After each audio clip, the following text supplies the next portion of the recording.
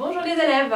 Alors, afin que vous puissiez faire vos fiches en toute sécurité, non surtout que vous puissiez les faire correctement, je vous propose une petite leçon sur la forme négative, la forme de phrase négative en grammaire. Donc la forme de phrase négative, par exemple, ce n'est pas « il fait moche aujourd'hui ». Oh, il fait moche, c'est peut-être négatif pour certaines personnes, mais la forme négative, c'est la phrase qui devient négative grâce à un petit mot qui s'appelle « ne », que je vais écrire en assez grand pour que vous le voyez bien. Ne. Le ne va être accompagné de plusieurs petits mots dans cette phrase que je vais vous écrire. Donc par exemple, il y a le pas, le rien, le plus et le jamais.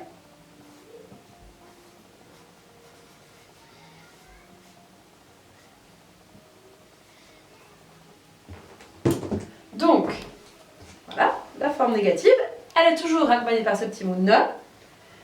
Et ce petit mot ne, il va toujours être accompagné de pas, rien, plus ou jamais. Par exemple, vous avez tendance à dire « Oh, je veux pas manger ça ».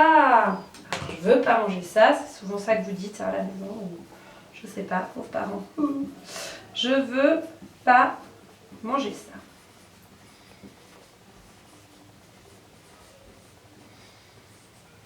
Alors, déjà c'est négatif.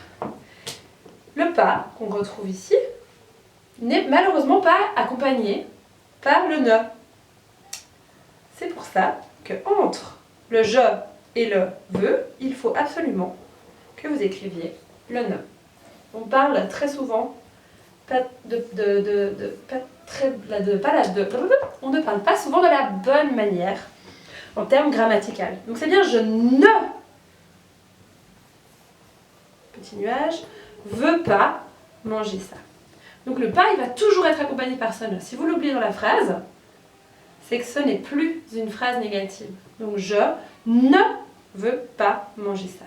Et le ne se trouve toujours avant le verbe conjugué et en général la négation juste après. Il arrive qu'on dise j'ai pas faim. J'ai pas faim. Zut, j'ai pas faim. De nouveau, hein, on a un petit problème, vous avez entendu. On a oublié. On va mettre j'ai plus faim, comme ça vous en avez un autre. J'ai plus faim. Très bien, ça peut arriver qu'on ait plus faim, hein, c'est bien. Par contre, grammaticalement, la phrase elle est incorrecte. C'est pas j'ai plus faim, mais je n'ai plus faim. Donc on efface le i apostrophe qui va se transformer en je, un peu plus compliqué. Et oh, mais c'est pas ne, c'est ne. Fonctionne comme ne. D'accord? Il y a les mêmes. C'est juste que devant une voyelle, comme A, E, I, O, U, Y et certains H, aspirés comme on dit, le N apostrophe, enfin le N va se transformer en N apostrophe afin qu'on puisse le prononcer correctement. Donc on ne dirait pas je ne ai plus faim, de toute façon vous ne le diriez pas comme ça, c'est bien je n'ai plus faim. Une autre petite négation, le ni, ni. Ni, je l'écris d'abord, ni, qui lui est accompagné par lui-même, il est doublé, ni, ni.